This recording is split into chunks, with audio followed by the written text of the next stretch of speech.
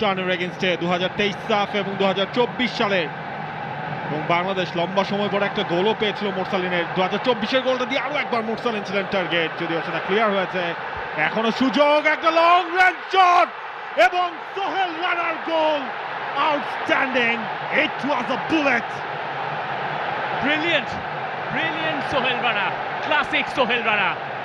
যারা মনে করতে পারেন এপ্রিল 25-এর সেই ম্যাচটার কথা, তারা সোহেল রানার এই গোলটাও মনে করতে পারবেন। বক্সের বাইরে থেকে বাঁ পায়ের শটে গোলকিপারের কোনো সুযোগ নাই।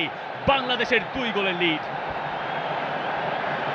এই ম্যাচে যেটারই অভাব ছিল সেটাই ঘুচিয়ে দিলেন, একটা ওপেন প্লে থেকে গোল, এবং সেটাও বক্সের অনেক বাইরে থেকে বাঁ পায়ের বুলেট গতির শট সোহেল রানা। এই মুহূর্তটা জাতীয় স্টেডিয়াম মনে রাখবে অনেক দিন ধরে, সোহেল রানাও মনে রাখবেন অনেক দিন ধরে। বাংলাদেশের দ্বিতীয় গোল ভুটানের এগেইনস্টে। সেভাবে পুরোপুরি ক্লিয়ার করা হয়নি ভুটানের, সেখানে